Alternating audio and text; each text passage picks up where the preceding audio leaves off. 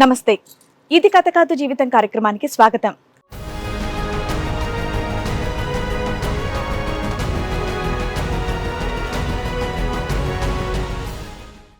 ఇంటికి పెద్ద కొడుకుగా బాధ్యతల్ని తీసుకుంటాడు అని అనుకుంటే ఎవరో ఆంటీని తీసుకెళ్లిపోయి మమ్మల్ని బాధ పెడుతున్నాడు అని అంటున్నారు కుటుంబ సభ్యులు.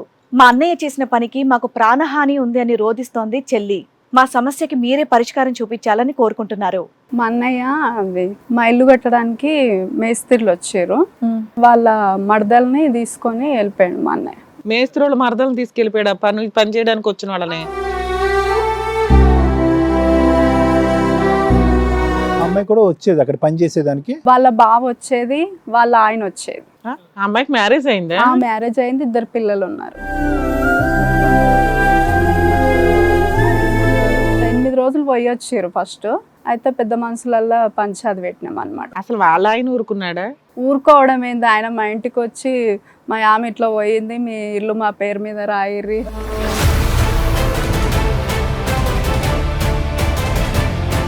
మీ ఇంట్లోనే ఇలాగా, లేదంటే వాళ్ళు ఎక్కడ ఇల్లు కడితే అక్కడ ఇలాగేనా? 2-3 సార్లు వేసిర్రంట, అక్కడక్కడ వేసిర్రంట.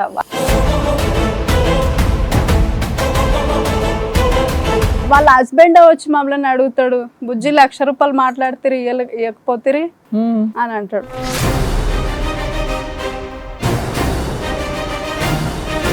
అది ఎందుకు వెళ్ళిపోయారమ్మా? ఏం చేద్దామని వెళ్ళిపోయారు? పెళ్లి చేసుకుందామని వెళ్ళారా? లేచిపోయారా? ఎందుకు వెళ్ళారు? వెళ్ళిన వాళ్ళు 8 రోజులు వెనక్కి ఎందుకు వచ్చారు? మా అన్నయ్యనేమో ఆమె మీద ఇష్టం ఉన్నట్టుంది, ఆమెనేమో తన రాసిస్తే బాగుండు కొన్ని రోజులు పోయి అన్నట్టుగా ఉంది.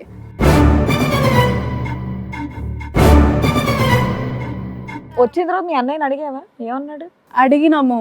అడిగితే వాళ్ళు ఇష్టం అన్నది, మస్తు పని చేస్తుంది, అట్లా ఇట్లా అని ఏమేమో వేసిర్రు ఆయనకు. కొంచెం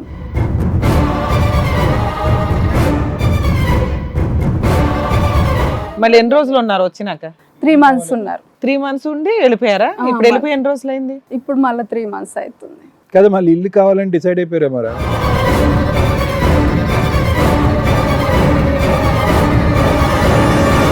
వీళ్ళకి తెలుసు వాళ్ళు ఎక్కడ ఉన్నారు అనేది. వీళ్ళకి తెలుసు వాళ్ళు పోయి వస్తుంటారు కూడా వీళ్ళ దగ్గరకు వచ్చిర్రు అని. మొన్న మీకు మీ అన్నయ్య అందుబాటులో లేడేమో గానీ వాళ్ళకి వాళ్ళ ఆవిడ అందుబాటులోనే ఉంది. అదంతా బిజినెస్. వాళ్ళ హస్బెండ్ ఫోన్ తోటే మా అన్నకి చేసింది పోయి వచ్చినాక.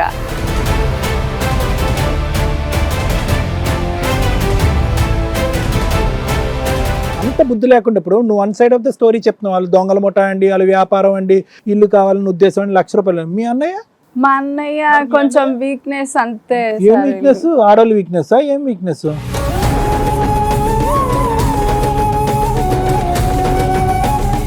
కానీ 2 పిల్లలు ఉన్నారు కదా, పిల్లలు లేకపోయినా ఉంటే మేము యాక్సెప్ట్ చేస్తుంటే. ఎలా యాక్సెప్ట్ చేస్తారమ్మా?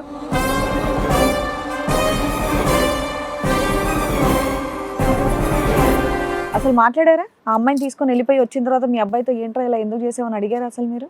అడిగిన మంచిగానే ఉన్నాడు, మళ్ళా మంచిగానే ఉన్నాడు వచ్చినాక.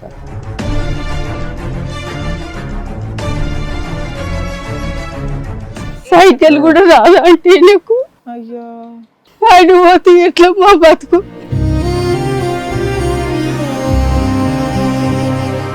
పిల్లల యొక్క భవిష్యత్తు తెలియకుండా ఒక ఆడది వెళ్ళిపోయింది. నా భార్య ఎక్కడికి వెళ్ళిపోయినా పర్వాలేదని ఒక మగాడు ఇంట్లో కూర్చున్నాడు. మీ వాడేమో వచ్చి అతని వ్యక్తిత్వంలో లోపం ఉంది కాబట్టి 1, 2 మీకు తెలిసిండగా 2 ఆంటీల గురించి చెప్పారు. ఇప్పుడు 3వ ఆంటీ అంటున్నారు. నేనైతే ఇంకో 5 ఉన్నారని అంటాను. నేను మీకు తెలీదు.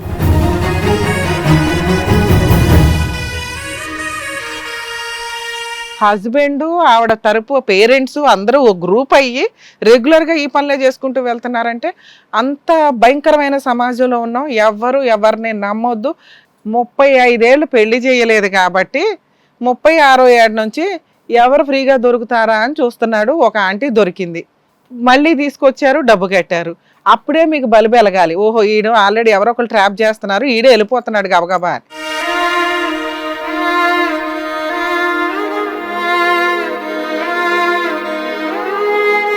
ఈ కార్యక్రమంలో మనతో పాటు ఉన్నారు ప్రముఖ హైకోర్టు అడ్వకేట్ రమ్యాకుల గారు. నమస్తే మేడం. ప్రముఖ సైకియాట్రిస్ట్ డాక్టర్ కళ్యాణ్ చక్రవర్తి గారు. నమస్తే సార్. ప్లీజ్ కూర్చోండి. సార్, మేడం ఒక సమస్యతో రావడం జరిగింది. ఆవిడకి వచ్చినటువంటి సమస్య ఏంటో అడిగి తెలుసుకుందాం. రండి.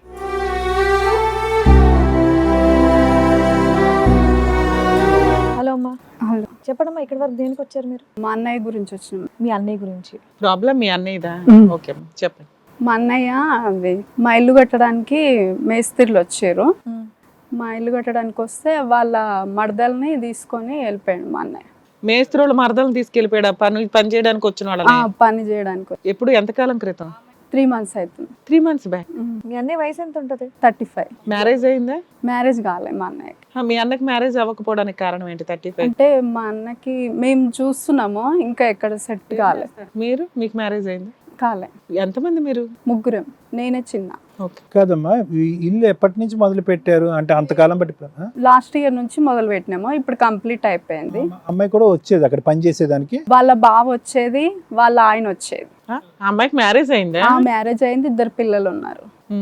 అయితే ఆమె మా అన్నయ్య ఇట్లా ఇల్లు కడుతుండు కదా, ఆమె ఊకే ఫోన్ చేసేది అనమాట. ఫోన్ చేసి నేను ఎవరినో చెప్పు, నేను ఎవరినో గుర్తుపట్టు అని మాట్లాడేది. అట్లా 20 రోజులు సతాయించింది. మీ అన్నయ్య ఆవిడకి నంబర్ ఎందుకు ఇచ్చాడు? అది వాళ్ళ బాగుంటాడు ఇల్లు కట్టడానికి. తీసేసుకుందా? అట్లా తీసుకుంది అనమాట. అట్లా తీసుకొని ఈ డిస్కషన్ అన్ని వాళ్ళిద్దరి మధ్య జరుగుతున్నట్టు మీకు ఎలా తెలుసో తెలుసుకోవచ్చా? అంటే అంత స్పష్టంగా చెప్తున్నారు. తర్వాత తెలిసింది ఇదంతా వాళ్ళు వెళ్ళిపోయాక మాకు. తెలిసింది. తర్వాత ముందు రోజు 8 రోజులు పోయి వచ్చారు ఫస్ట్. అయితే పెద్ద మనుషులల్లో పంచాది పెట్టినాం అనమాట. అసలు వాళ్ళ ఆయన ఊరుకున్నాడా?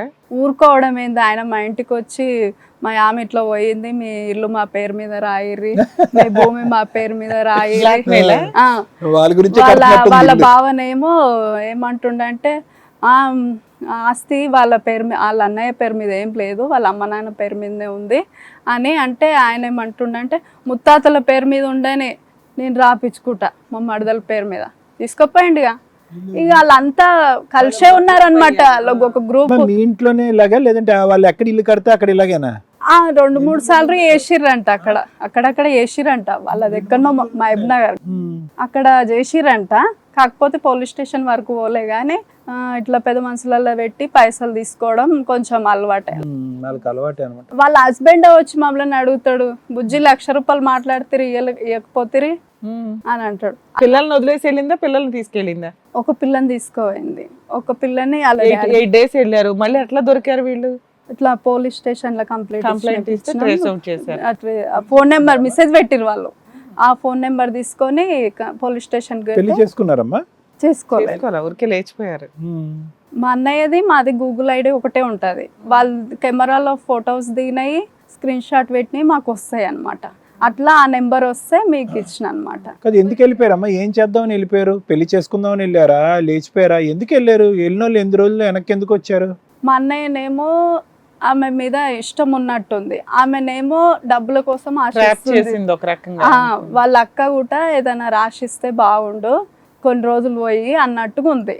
వాళ్ళు వచ్చి డైరెక్ట్ గా అట్నే అడుగుతారు. పెద్ద మనిషిని కూడా అట్నే అడిగారంట. పెద్ద మనిషి తీర్పు తీర్చిండు కదా, ఆయనని ఏమన్నా ఆస్తి రాసియమన్నానా మాకు పేరు మీద, అలా ప్లాట్ అన్నా ఏదైనా రాసియమన్నానా అంటారంట. మీ అన్నయ్య కన్నా బుద్ధి ఉండాలి కదా, 35 సంవత్సరాలు పెళ్ళి అవ్వలేదు, ఇంట్లో వాళ్ళు సంబంధాలు చూస్తున్నారు, ఇంటికి మేస్త్రి పని చేసేటటువంటి వచ్చినటువంటి భార్యతో వెళ్ళిపోవటం ఏంటి? వచ్చిన తర్వాత మీ అన్నయ్యని అడిగావా? ఏమన్నాడు? అడిగినాము, అడిగితే వాళ్ళు ఇష్టం అన్నది, మస్తు పని చేస్తుంది అట్లా ఇట్లా అని ఏమేమో వేసిరు ఆయనకు కొంచెం. తర్వాత వచ్చారు, ఏదో సెటిల్మెంట్ ఏమన్నా అయ్యిందా? సెటిల్మెంట్ ఇస్తామన్నాం మేము, 1,00,000 రూపాయలు ఇచ్చారా? ఇయ్యలేదు అనమాట. ఇచ్చే లోపే మళ్ళీ వెళ్ళిపోయారు. మళ్ళీ ఎన్ని రోజులు ఉన్నారు వచ్చినాక? 3 months ఉన్నారు. 3 months ఉండి వెళ్ళిపోయారా? ఇప్పుడు వెళ్ళిపోయి ఎన్ని రోజులు అయింది? ఇప్పుడు మళ్ళీ 3 months అవుతుంది కదా. మళ్ళీ ఇల్లు కావాలని డిసైడ్ అయిపోయారా? మరా 6 months నుంచి నడుస్తున్న పంచాయతీ ఇది. 3 months ముందు వెళ్ళిపోయారు, ఇప్పుడు వెళ్ళిపోయి 3 months అవుతుంది. మళ్ళీ 3 months అవుతుంది. సరే, మీరు పోలీస్ స్టేషన్ లో కంప్లైంట్ ఇచ్చినప్పుడు ఒకసారి ట్రేస్ అవుట్ చేసి తీసుకొచ్చారు కదా, మళ్ళీ ఇవ్వపోయారా? మళ్ళీ వెళ్ళినాం. వెళ్తే వాళ్ళే వస్తారు, పోమ్మా ఏం కాదు, వీళ్ళు ఏజ్ బార్ కదా, వీళ్ళది అంతా పట్టించుకోరు అని. ఆయనకి లేని బాధ మీకేంటి అంటారు. వాళ్ళు వస్తారు, పోమ్మా ఏం కాదు అని. అంటే ఇట్లా వచ్చి వాళ్ళ భర్త వాళ్ళు ఫ్రెండ్స్ ఇట్లా చంపేస్తామని వచ్చి బెదిరిస్తారు సార్ అని చెప్పినాం. వాళ్ళకి ఇది వ్యాపారం.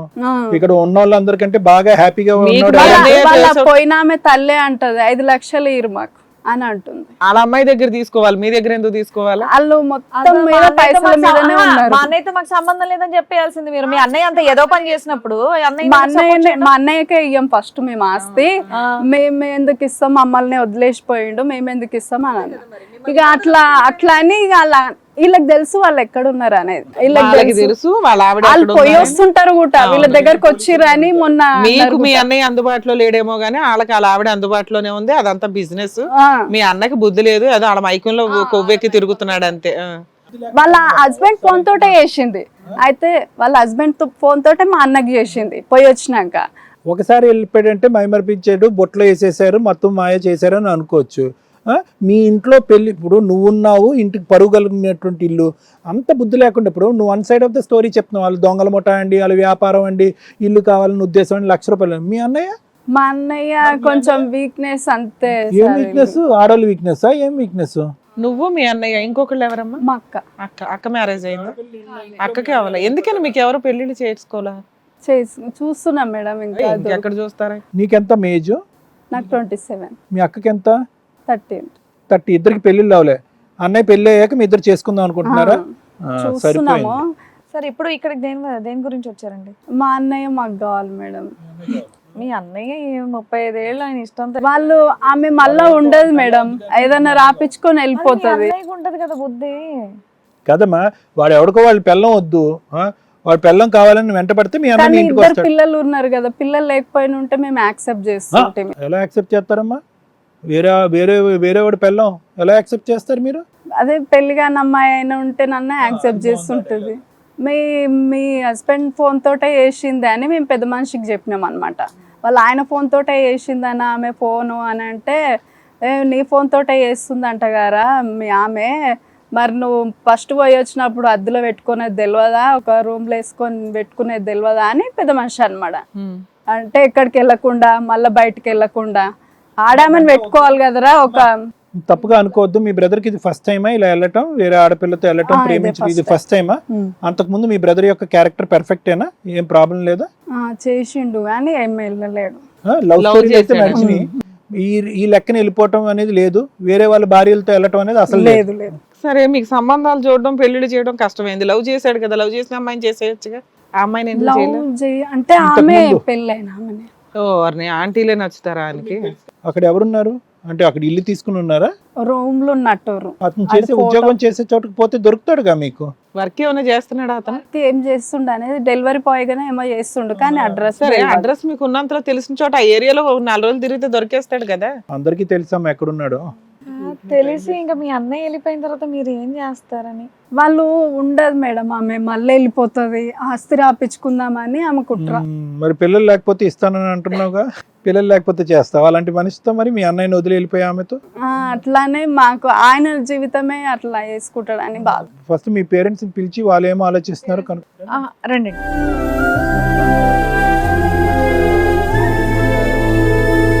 నమస్తే నమస్తే. చెప్పండి అమ్మా, ఏమైంది ఇష్యూ? మీ అమ్మాయి వచ్చి ఇక్కడ చెప్తా ఉంది మీ అబ్బాయి గురించి. అసలు మాట్లాడారా? ఆ అమ్మాయిని తీసుకొని వెళ్ళిపోయి వచ్చిన తర్వాత మీ అబ్బాయితో ఏంట్రా ఇలా ఎందుకు చేసావని అడిగారా అసలు మీరు? అడిగిన మంచిగానే ఉన్నాడు, మళ్ళా మంచిగానే ఉన్నాడు వచ్చినాక. ఆ అమ్మాయిని అలా ఎందుకు తీసుకెళ్ళామని అడిగితే ఏమన్నాడు? మధ్యలో ఒకసారి వచ్చాడు కదమ్మా, 8 రోజులు తీసుకెళ్లే వచ్చాడు కదా, అప్పుడు వచ్చాక మీరు అడగలేదా ఎందుకు ఇలా చేసావు అని? అడిగితే ఏం చెప్పలేదు ఆమె. మీరు ఇలా ఉన్నారు కాబట్టి ఆయన ఏం చెప్పలేదు. అసలు మీ అబ్బాయికి పెళ్లి ఎందుకు చేయలే? 36 ఏళ్ళు వచ్చిన అబ్బాయికి ఇక ఈ ఊళ్ళోనే ఇస్తామన్నారు కానీ ఈయననే చేసుకోలేదు. అవన్నీ కాదమ్మా, మీ బ్రదర్ సంగతి ఒకసారి చెప్పమ్మా. ఏం చదువుకున్నాడు?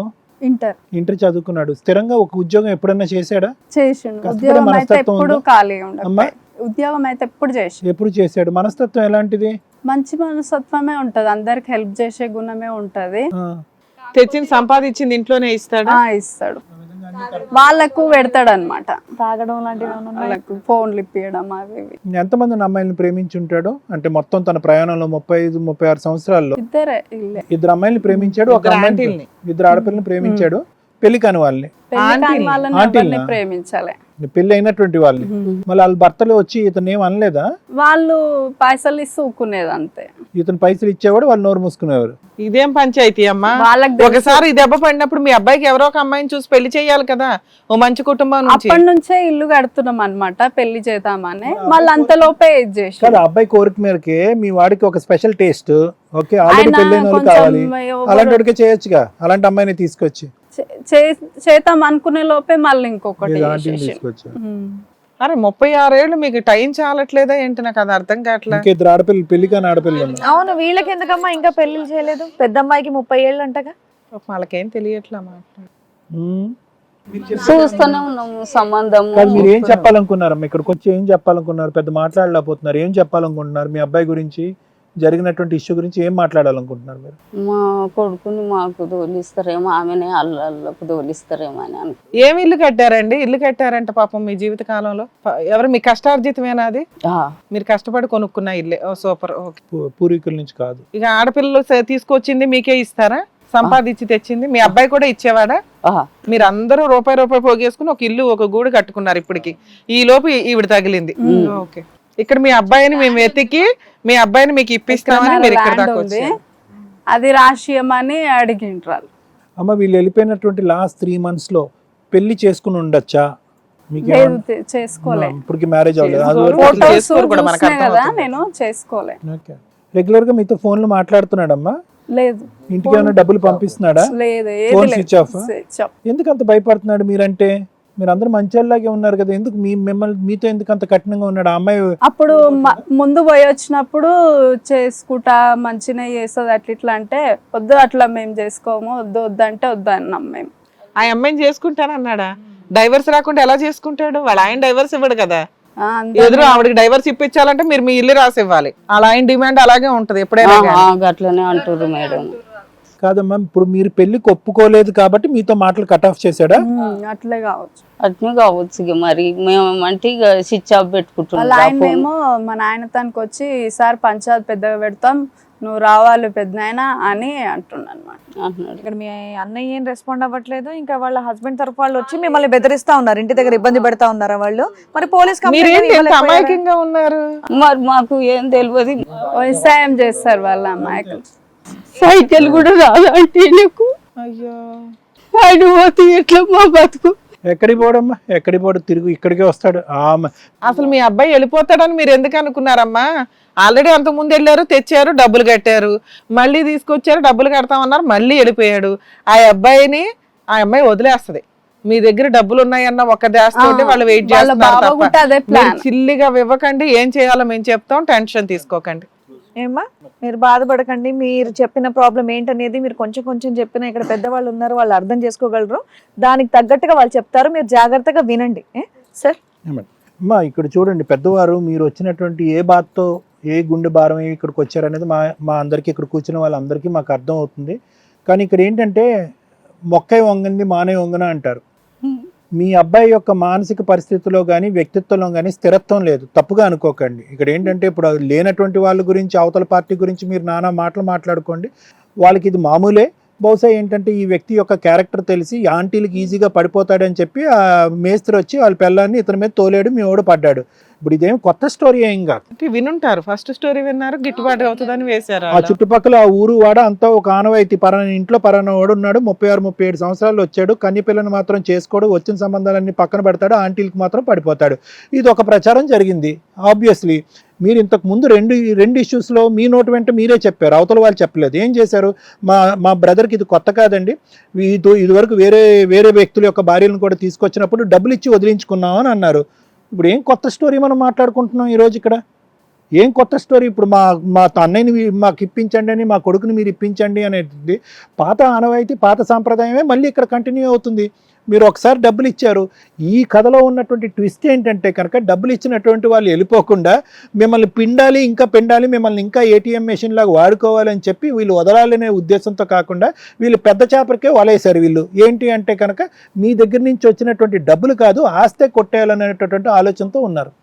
సో ఈ ట్విస్ట్ ఏదైతే ఇప్పుడు ఇక్కడ జరిగిందో, this could have been prevented. ఇది అరికట్టేయడానికి ఒక అవకాశం ఉంది మీకు. మీ బ్రదర్ యొక్క వ్యక్తిత్వంలో కొన్ని లోపాలు వచ్చినప్పుడు, మీ ఇద్దరు ఆడవాళ్ళని వాళ్ళ మొగుళ్ళ నుంచి తోలుకుని వెళ్ళిపోయినప్పుడు, ఈ మగాడైతే కనుక సీరియస్గా లేడు, వాళ్ళిద్దరు మగాళ్ళు ఆ పిల్లలు ఎంత హింసకు గురై ఉంటారమ్మా. వాళ్ళు రావాలి ఈ వేదిక మీదకి. ఆ భర్తలు వాళ్ళ పిల్లలు, ఏమండి మా ఊర్లో ఒక మగాడు ఉన్నాడు, ఇలా ఇంట్లో ఉండేటటువంటి ఆడవాళ్ళని గెద్దలాగా తన్నుకుని పోతా ఉంటాడు, వాడికి బుద్ధి చెప్పేటటువంటి పని చేయండి డాక్టర్ గారు, లాయర్ గారు, శ్రీవాణి గారు అని చెప్పి వాళ్ళు ఇక్కడ కూర్చుంటే అద్భుతంగా ఉండేది. ఈ రోజు మీ బ్రదర్ గురించి మీ ముగ్గురు కన్నీటి బొట్టు పెడుతున్నారు. ఎందుకు కన్నీళ్ళు బొట్టు పెడుతున్నారు మీరు? ఏం ఉద్ధరించాడని చెప్పి అతను మీరు కన్నీటి బొట్టు పెడుతున్నాడు? ఏమనుకుని మీ ముగ్గురు ఇక్కడ కూర్చుని మమ్మల్ని ముగ్గురిని పోలీస్ ఆఫీసర్లాగా వెళ్ళి మీ బ్రదర్ని ఇక్కడ తీసుకొచ్చుకోవాలా? ఏమమ్మా, ఏమైనా అడగటానికి ఏమైనా అర్థం ఉందా? ఇప్పుడు మీ బ్రదర్ ఏదైనా చేసుంటే కనుక ఈరోజు ఏం పుణ్య కార్యక్రమం చేయలేదు. అతను ఏమి 18 to 20 year టీనేజర్ ఏమీ కాదు. ఒక వేరే స్త్రీని పట్టుకుని వెళ్ళిపోయాడు. మీరు డబ్బులు ఇచ్చినా కూడా మళ్ళీ పట్టుకుని వెళ్ళిపోయాడు. అతనికి బుద్ధి రాకపోతే కనుక ఇక్కడ తీసుకొచ్చేదానికి ఎవరికి అవకాశం లేదు, ఆ ఆలోచన లేదు. అటువంటి పరిస్థితి కూడా ఏ వేదిక కూడా హెల్ప్ చేయదు. పోలీస్ స్టేషన్కి వెళ్ళారు, మిస్సింగ్ కంప్లైంట్ పెట్టారు. పోలీసులు ఒకసారి అయితే కనుక ట్రై చేశారు, రెండోసారి పోలీసులు ఏమన్నారు? ఏమ్మా దొందే వాళ్ళిద్దరు వెళ్ళిపోయారు, వాళ్ళిద్దరు లవర్స్ కింద వెళ్ళిపోయారు, ఒకరికొకరు వెనకాతల నుంచి పొడుచుకుంటున్నారు, పిల్లల యొక్క భవిష్యత్తు తెలియకుండా ఒక ఆడది వెళ్ళిపోయింది, నా భార్య ఎక్కడికి వెళ్ళిపోయినా పర్వాలేదని ఒక మగాడు ఇంట్లో కూర్చున్నాడు, మీ వాడేమో వచ్చి అతని వ్యక్తిత్వంలో లోపం ఉంది కాబట్టి ఒకటో రెండో మీకు తెలిసిండగా ఇద్దరు ఆంటీల గురించి చెప్పారు, ఇప్పుడు మూడో ఆంటీ అంటున్నారు, నేనైతే ఇంకో 5 ఉన్నారని అంటాను. నేను మీకు తెలీదు. సో నేను అనేది ఏంటంటే సైకాలజీ వ్యక్తిత్వపరంగా ఎలా ఉంటాయంటమ్మా కొన్ని అంశాలు, వాటికి వాటే అవి రిజాల్వ్ అవ్వాలి. మనం ముందుకెళ్ళి చేసేదానికి ఏమి ఉండదు. మీరు ఈసారైనా కూడా మీరు ఏదన్నా కొంతవరకు ఆలోచించగలిగితే కనుక, ఇదివరకు బంధాలు ఎలాగైతే నిలవలేదో ఇది కూడా నిలిచేటటువంటి బంధం కాదు. ఇది పెళ్లి వరకు వెళ్ళేదానికి అవకాశం లేదు. ఎందుకంటే పెళ్లి చేసుకునేవాడైతే కనుక అక్కడ ఉన్నటువంటి ఆ ఇద్దరు ఎవరినైతే కనుక ఇంతకుముందు పటాయించాడో వాళ్ళనే పెళ్లి చేసుకునే ఉండేవాడు. మీ బ్రదర్కు ఉండేటటువంటిది ఏంటంటే ఆనందించాలి, హ్యాపీగా ఉండాలి, ఆస్వాదించాలి, టెంపరీగా సంతృప్తి చెందాలి, అంతేగాని పెళ్లి వరకు కమిట్ అవ్వడం మీ వాడు. సో అంతవరకు అయితే మనకు గ్యారంటీ ఉంది. పెళ్లి వరకు కమిట్ అవ్వకపోతే కనుక వాళ్ళకి ఇద్దరి మధ్యన ఉండే బంధానికి ఎటువంటి విలువ లేదు, ఎటువంటి వెయిటేజ్ కూడా లేదు. సో మీరు ఆ విషయంలో భయపడక్కర్లేదు. వాళ్ళ కోరికలు వాళ్ళ సుఖాలు అన్నీ తీరిన తర్వాత మళ్ళీ ఇక్కడికి వచ్చేస్తారు. ఎటొచ్చి మీరు ధైర్యంగా ఆలోచించేది ఏంటంటే, ఇంతకుముందు ఏదైతే తప్పు చేశారో, ఇంతకుముందు ఏవైతే డబ్బులు ఇచ్చి వేరే ఆడవాళ్ళని వాళ్ళ ఇంటికి దారి చూపెట్టారో, వేరే మగవాళ్ళకి డబ్బులు ఇచ్చి అది కేసు వరకు వెళ్లకుండా జాగ్రత్త పడ్డారో, ఆ అంశమే ఈరోజు మీ అందరి మేడ చుట్టుకుంది. అరే వీళ్ళకి బాగా డబ్బులు ఉన్నాయి వీళ్ళ ఇంట్లో, ఈ అబ్బాయికి ఉండేటటువంటి వీక్నెస్, మీ బ్రదర్కు ఉన్నటువంటి బలహీనతని మనం క్యాష్ చేసుకోవాలి అంటే కనుక ఒకసారి కాదు 100 సార్లు అయినా కూడా ఆ మగాడిని ఇక్కడ మనం పెట్టుకుంటాం, వాళ్ళ మొగుడు వెళ్ళి వాళ్ళ ఇంటి మీద దాడి చేస్తాడు. సో ఇలాంటి దొంగల ముఠ అనేటటువంటిది చాలా జాగ్రత్తగా మీ ఇంటి మీద కన్నేసి మీ వ్యవహారం అంతా బాగా అర్థం చేసుకుని తెలిసిన తర్వాతే ఒక స్కెచ్ గీసి ఒక ప్లాన్ వేసుకుని మీ అందరికీ బుద్ధి వచ్చేటటువంటి విధంగా చేసినటువంటి వ్యవహారం. ఇప్పటికైనా మీ కనువిప్పు కలిగించుకోండి, ఒక ఆలోచనలోకి రండి. వాళ్ళు డబ్బుల గురించి దబాయించి డబ్బుల గురించి మిమ్మల్ని బ్లాక్మెయిల్ చేస్తే కనుక దయచేసి లొంగకండి. అది 6 నెలలు పట్టచ్చు, సంవత్సరం పట్టచ్చు, ఇది ఒకటే ఈ సమస్యకి పరిష్కారము. వాళ్ళకి డబ్బులకి అలవాటు చేయకండి, భయభ్రాంతులకు గురవ్వకండి. ఇక్కడ లోపం అనేటటువంటిది ఆ అమ్మాయిలో ఉంటే కనుక డబల్ లోపం అనేటటువంటి మీ బ్రదర్కు ఉంది కాబట్టి రేపో మాపో మీ బ్రదర్ ఇంటికి వస్తే కనుక అర్జెంటుగా అతనికి పెళ్లి చేయండి. ఎందుకంటే అతనికి ఉండేటటువంటి శారీరక పరమైనటువంటి విడ్డూరమైనటువంటి కోరికలు ఏంటంటే కనుక కన్యలతో కాపురం చేయడు. అతను పెళ్ళైనటువంటి వాళ్ళతోనే చేస్తాడు. కాబట్టి ఇతను వేరే వాళ్ళ జీవితాల్లో కొంపట్టి పెట్టకుండా, వేరే వాళ్ళ జీవితాల్లో మంటలు చేయకుండా, వేరే పిల్లల యొక్క భవిష్యత్తు పాడు చేయకుండా అర్జెంటుగా మీ బ్రదర్ వెనక్కి రాగానే ఈ రోజు కాకపోయినా రేపైనా వస్తుంది. వాళ్ళు బోరు కొడుతుంది, వస్తుంది, సమాజం వాళ్ళని చీతు అంటుంది, ఎక్కడైతే ఉన్నారో వాళ్ళని చీపు అమ్మంటుంది, ఒకరి మీద ఒకరి కోరిక సుఖం అనేది పోతుంది, వాళ్ళు వెనక్కి తిరిగి వస్తారు. తిరిగి వస్తే కనుక తక్షణ కర్తవ్యం ఏం చేయాలి డాక్టర్ గారు, లాయర్ గారు అని మీరు ఇక్కడ కూర్చొని అడగాలి. మా బ్రదర్కి బుద్ధి వచ్చేటటువంటి విధంగా ఏమైనా కౌన్సిలింగ్ ఉందా, బుద్ధి వచ్చేటటువంటి విధంగా ట్రీట్మెంట్ ఏముందా, ఇలాంటి పనికిరాని పనులు చేయకుండా ముందస్తు మేము ఎటువంటి జాగ్రత్త పడాలి అని మీరు అడిగితే కనుక ఈ వేదికకు ఒక న్యాయం చేసినటువంటి వాళ్ళు అవుతారు. ఇక్కడ మీ బ్రదర్ని సమర్థించడం కానీ, మీ బ్రదర్కి సానుభూతి చూపెట్టడం కానీ, మీ బ్రదర్ని వెతుక్కుని పట్టుకునేటటువంటి విధంగా ఈ వేదిక మాత్రం ఆ ప్రయత్నం చేయదు. ఎందుకంటే కనుక అతను ఇష్టపూర్వకంగానే వెళ్ళాడు, వేరే కాపురాలను కూల్చేటటువంటి ప్రయత్నంలో వెళ్ళాడు. కాబట్టి అతను ఎప్పుడు తిరిగి వస్తే కనుక అప్పుడు ఇమీడియట్గా పెళ్లి చేయండి. అర్థమైందమ్మా? అది ఈ వేదిక మీకు ఇచ్చేటటువంటి ఒక సలహా సూచన. వాళ్ళ అక్కనే చేసింది సార్, వాళ్ళ అక్కనే చేసింది. పోనీ ఆయన అమ్మ ఏమైనా చంటి పిల్లడా చంకనెత్తుకుని వెళ్ళిపోవటానికి బుద్ధి ఉంది కదా, ఆలోచన ఉంది కదా, ఇంతకు ముందు అనుభవం ఉంది కదా, ఇంతకు ముందు వేరే ఆడవాళ్ళ చేతులు పట్టుకున్నప్పుడు డబ్బులు వదిలినాయి కదా, ఎంత కష్టపడితే మీ గోటి వాళ్ళకి ₹1,00,000 వస్తాయమ్మా, నాకు తెలియక అడుగుతాను. ఆ మాత్రం బుద్ధి జ్ఞానం లేనటువంటి అబ్బాయి గురించి ఈరోజు కన్నీళ్ళు ఎందుకు కారుస్తున్నారు మీరు? ఏం ఉద్ధరించాడు? ఇందాక మొదట అడిగినటువంటి ప్రశ్న నేను మళ్ళీ మిమ్మల్ని అడుగుతున్నాడు. ఇన్ని సంవత్సరాలు మీ జీవితంలో మీ కొడుకు మీకు సమస్యలు తీసుకురావటం, ఊరు వాడ పరువు తీయటం తప్ప ఏం ఉద్ధరించాడు మీ అబ్బాయి మిమ్మల్ని? ఏదో అమాయకుడు చంటి బిడ్డలాగా అమాయకుడు నోట్లో వేలేస్తే కొరకనోట్లో ఎవరో కిడ్నాప్ చేసినట్టు మాట్లాడుతున్నారు మీరు. వాడు ఇష్టపూర్వకంగా వాడి సుఖాలు వాడి బలహీనతల గురించి వెళ్ళిపోయాడు అంతే. Thank you sir. మేడం, మనం చూసే డిఫరెంట్ క్రైమ్స్లో ఇది ఒక కొత్త క్రైమ్. అన్మ్యారీడ్ బాయ్స్ ఉంటే హస్బెండ్లు కూడా దగ్గరుండి వాళ్ళ వైఫుల చేత ట్రాప్ చేయించి ఫైనాన్షియల్గా డబ్బులు వసూలు చేసుకునే గ్రూప్ ఒకటి తయారైందట. ఈ కేసు ఒక ఎగ్జాంపుల్. నిజంగా వీళ్ళ ముగ్గురికి మనం థ్యాంక్స్ చెప్పాలి, ఎందుకంటే ఇట్లాంటి ఒక క్రైమ్ ఉందని నాకు ఇంకా తెలియదు. స్టిల్ ఇప్పుడు కొత్తగా అందరూ అమ్మాయిలు లేకపోతే మ్యారేజ్ అయిపోయి డైవర్స్ తీసుకున్న వాళ్ళు ఎన్ఆర్ఐస్ని కానీ లేకపోతే ఎవరినైనా ట్రాప్ చేస్తారు, డబ్బు వసూలు చేస్తారు. హస్బెండ్ ఆవిడ తరపు పేరెంట్స్ అందరూ ఒక గ్రూప్ అయ్యి రెగ్యులర్గా ఈ పనులే చేసుకుంటూ వెళ్తున్నారంటే అంత భయంకరమైన సమాజంలో ఉన్నాం. ఎవరిని నమ్మొద్దు, మీ జాగ్రత్తలో మీరు ఉండాలి, ఇది గుర్తుపెట్టుకోండి. అమ్మా, మీ ఇద్దరిని చూస్తే ఎంత అమాయకులు అనిపిస్తుంది. నిజంగా మీరు అమాయకులే, అనిపించటం కాదు. మా ఆయనకు పట్నం వచ్చేది తెలియదమ్మా.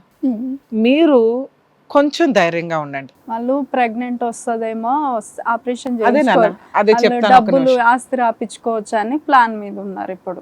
ఇక్కడ మీరు మా దగ్గరికి వచ్చింది 3 పాయింట్స్ మీద. 1, మా అబ్బాయిని మాకు ఇప్పించండి. 2, వాళ్ళ దగ్గర నుంచి మాకు ప్రాణహాని ఉంది, కాపాడండి. 3, వాళ్ళు మా దగ్గర నుంచి ఆస్తి అడుగుతున్నారు, ఈ ఆస్తి వాళ్ళకి వెళ్తుందా వెళ్ళదా. ఇలాంటి కేసుల్లో ఈ 3 మేజర్గా కనిపిస్తూ ఉంటాయండి. మీరు ప్రికాషన్స్ తోటి జాగ్రత్తగా ఉండండి. ఇక్కడ మీ కేసు విషయానికి వస్తే మీ అబ్బాయి మీకు కావాలి. మీ అబ్బాయి ఏం బుజ్జి కన్నా కాదు, ఎత్తుకు రావడానికి కిడ్నాప్ అవ్వాల, ఎవడో ఎత్తుపోలా.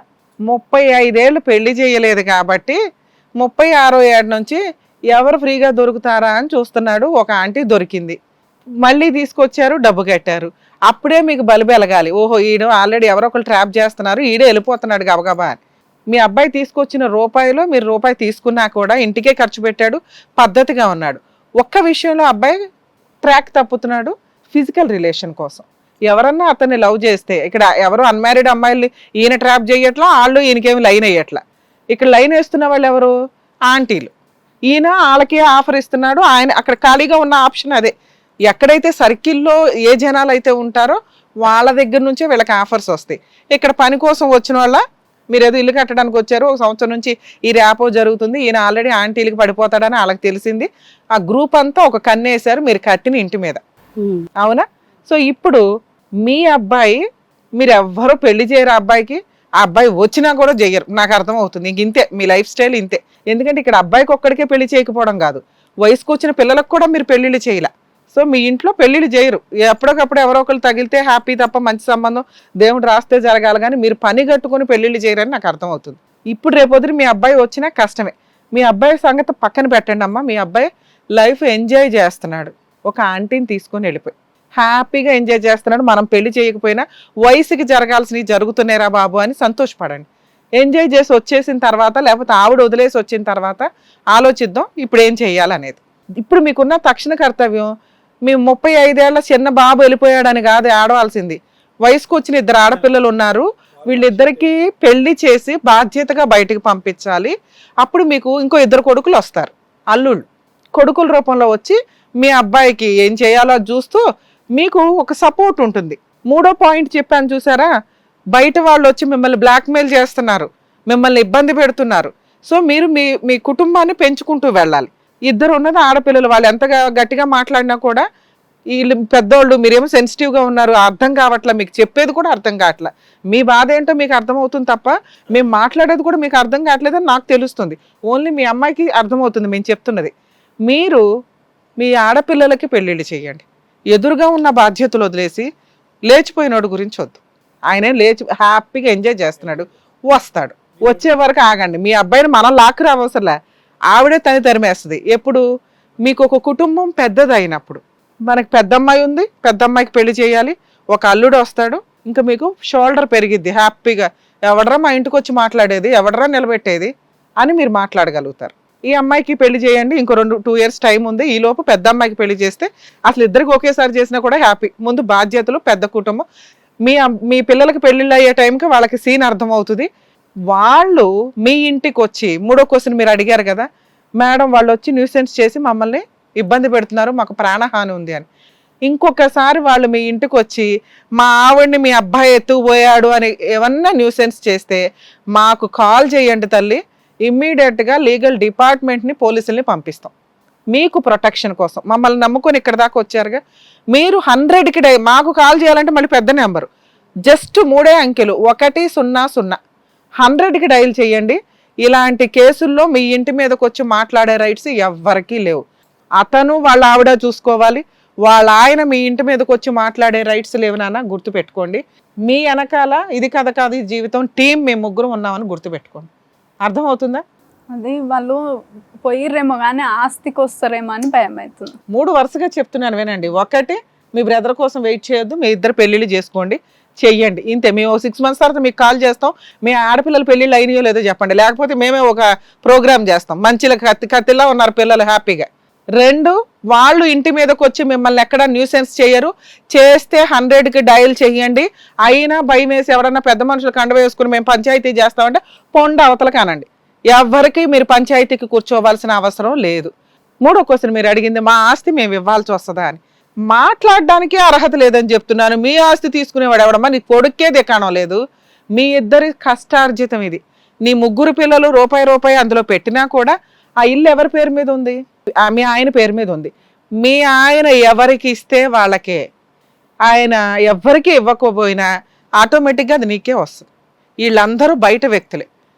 ఆయన ఇస్తే తప్ప వాళ్ళ ఆయనకు కానీ ఆ ఉంచుకున్న ఆవిడకి కానీ రాదు. మీ అమ్మాయి ఇందులో ఒక డౌట్ అడిగింది, మేడం ఈలోపు అమ్మాయికి ప్రెగ్నెన్సీ వస్తే డైవర్స్ తీసుకోకుండా 2 పిల్లల్ని వదిలేసి వెళ్ళిపోయిన అలాంటి అమ్మాయికి మీ ఆస్తుల మీద ఎటువంటి హక్కు ఉండదు, గుర్తుపెట్టుకున్నానా? ఒకవేళ అమ్మాయి అలాంటి ఒక చిరాకుగా ఒక పని చేస్తే ఓన్లీ మీ బ్రదర్ దగ్గర నుంచి మెయింటెనెన్స్ మాత్రమే వసూలు చేసుకోగలదు. మీ మీద కానీ, మీ కుటుంబ సభ్యుల మీద కానీ, మీ ఆస్తి మీద కానీ, ఆ అమ్మాయికి కానీ, పుట్టే పిల్లలకు కానీ ఎటువంటి అర్హత ఉండదు, ఇంక్లూడింగ్ మీ అన్నయ్యకే ఉండదు. అర్థమవుతుందా? సో మీరు ఇస్తే తప్ప వాళ్ళకి ఎటువంటి ఆస్తి రాదు, అసలు మీరు ఇవ్వరు. ఒకవేళ ఇవ్వాల్సినంత ప్రెజర్ వస్తే మాకు ఫోన్ చేయండి అని చెప్తున్నాం. మాకు కూడా వద్దు, 100కి డైల్ చేయండి, ఇమ్మీడియట్ వాళ్ళు తిట్టి పంపించేస్తారు. అర్థమవుతుందా? మీరు ఈ ధైర్యంగా లేకపోతే భూప్రపంచంలో మీరు ఎక్కడికి వెళ్ళినా మీకు ఎవరు న్యాయం చేయలేరు. 1, మిమ్మల్ని మీరు నమ్మండి, మమ్మల్ని వాళ్ళు ఏమీ చెయ్యలేరు. వాళ్ళు మా ఇంటికి వస్తే మేము 100కి పోలీసులకి వెళ్ళి కంప్లైంట్ ఇవ్వచ్చు. మా అబ్బాయి మారి వచ్చిన రోజు అతనికి తిండి మాత్రమే పెడతాం తప్ప ఆస్తిలో వాటా ఇవ్వం. ఈ ఆస్తిలో వాటా ఎవరికి ఇవ్వాలి? మీ ఇద్దరి తదనంతరం మీ 2 పిల్లలకి ఇవ్వాలని గుర్తుపెట్టుకోండి. అలా మీరు ఒక పేపర్ రాసుకుంటే ఆయనకి ఏదన్నా అయినా కూడా ఆ అమ్మాయికి కానీ మీ అబ్బాయికి కానీ ఏమీ ఉండదు.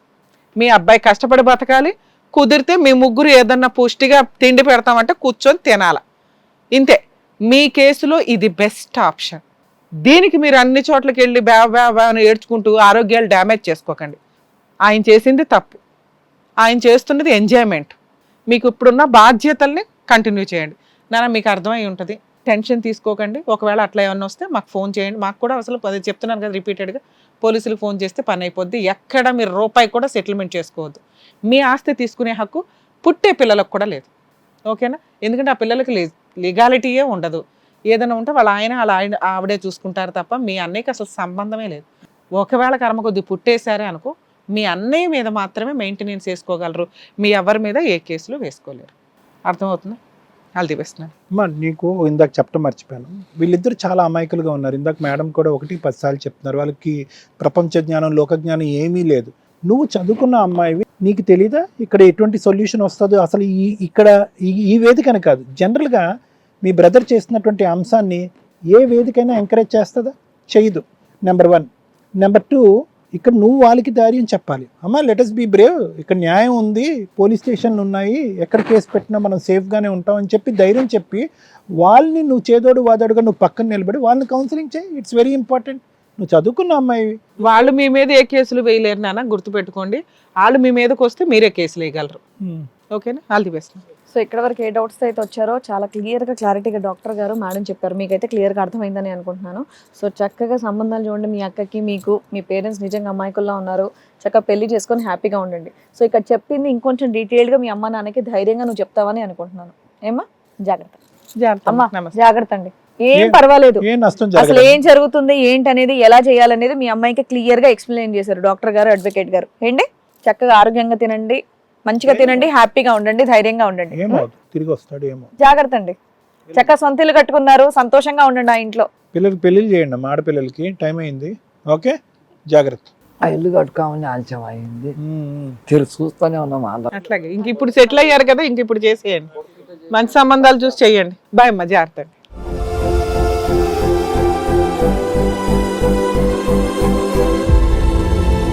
సో ఇక్కడికి వచ్చిన చాలా కేసుల్లో పెద్ద మనుషుల దగ్గర ముచ్చటైంది, పెద్ద మనుషుల దగ్గరికి వెళ్ళామంటే ఆ పెద్ద మనుషులు అక్కడ కాదండి, ఇక్కడే ఉన్నారు. హ్యాపీగా వచ్చి ఏం చేయాలని కరెక్ట్గా అలా కట్టే కొట్టే తెచ్చే టైప్లో చెప్పేస్తున్నారు అనమాట. సో మీ ప్రాబ్లం అనేది ఇంత లెంతీ కాకుండా చిన్నగా ఇమీడియట్గా సాల్వ్ అయిపోయి తర్వాత మీ లైఫ్ అనేది హ్యాపీగా కంటిన్యూ చేసే విధంగా చెప్తున్నటువంటి డాక్టర్ గారికి, అడ్వకేట్ మేడంకి థ్యాంక్ యూ సో మచ్. మరో కథతో మళ్ళీ కలుద్దాం.